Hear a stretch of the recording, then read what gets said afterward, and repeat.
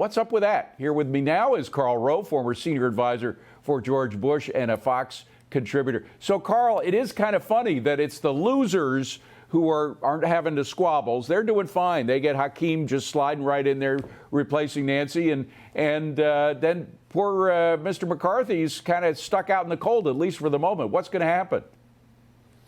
Well, I don't know precisely what's going to happen. We have 5 members of the House Republican caucus saying they'll not vote for McCarthy.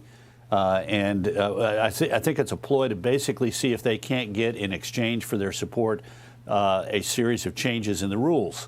They want to have the chairman of committees selected by the committee members, not selected by an oversight committee of the House conference. They want to make certain that no amendment can be presented that doesn't already have a majority support inside the conference. They've got a series of other. They want to have the right for any member, Republican or Democrat, to make a privileged motion to vacate the chair. That is to say, to stand up and say, I move that we discuss getting rid of whoever the speaker is, which obligates a debate and obligates a vote.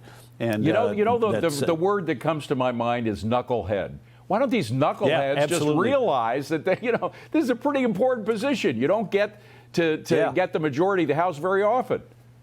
Yeah, exactly. And look, think about this. This is why ultimately they're going to have to fold, because this has to be voted on by the entire House. Can you imagine every Democrat, 213 Democrats, voting against Kevin McCarthy and being joined by 5 Republicans? How would that make those 5 Republicans look? You're associating with the opposition and keeping a Republican from being elected Speaker of the House. Crazy. And, this is being led, Mark Levine had it absolutely right. This is being led by a bunch of knuckleheads and morons. I mean, one of the leaders of this group is a guy named Bob Good from Virginia, the 7th District. He defeated an incumbent Republican congressman in a primary 2 years ago, and then in a Republican district had to be bailed out with a couple of $1 million of spending by the party committees and super PACs to get him elected in a Republican district. He comes in, he's a freshman member. Every member is asked to contribute a certain amount to the Republican Congressional Campaign Committee.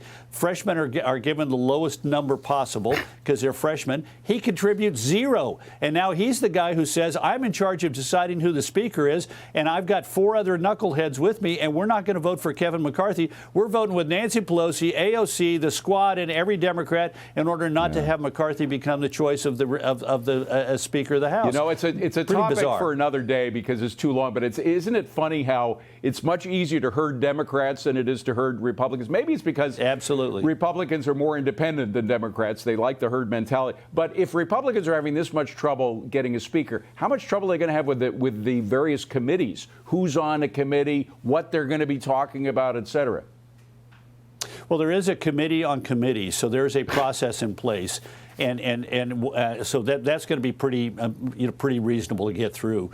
But you're right to put the finger on the committees, because the Republicans, McCarthy's made it clear he wants the decisions and legislation to come from the bottom up, not the top down. For a long period of time, particularly when the Democrats are in charge, we get these gigantic bills like the Affordable Care Act, Obamacare, that are written in the back rooms by leadership aides and then stuffed down the throats of the members of Congress. And McCarthy has said, I don't want to do business that way. So he has pointed to these committees and committee chairs and members having a responsibility of coming up with legislation and then working it through the process, going through the subcommittee, getting it to the full committee, getting it to the floor, and then having it voted upon. And that would be healthy for the system and healthy by putting the responsibility where it ought to lay, which is on the members of the committees and their chairman and subcommittee chairman to actually come up with a plan and execute it. Wow. He laid the predicate for this in June of 2021 by appointing 7 task forces made up of serious members from all the respective committees of the subject matter, and we'll see how well it works out. Karl, I'm kind of pushing you along because I want to get this one last soundbite in. It's Jean-Pierre, the White House spokesperson, going at it with Peter Doocy about immigration. Of course, we just had news that there were 73,000 gutaways on the border. So the immigration is still totally out of control. It's an issue that Americans care a lot about. And Jean-Pierre's lying about the president going to the border. Let me play that tape. Roll tape. He's been to the border, and since he took office... When did he go to the border? Since he took office, the President Biden has been taking action to fix our immigration system and secure our border. I know you think they shouldn't get tied up in all these committee hearings, but doesn't there have to be a committee hearing about immigration? I mean, so many lies about the border from this administration. Quickly. No, look, I think there absolutely must be oversight hearings on the administration's immigration problems and challenges.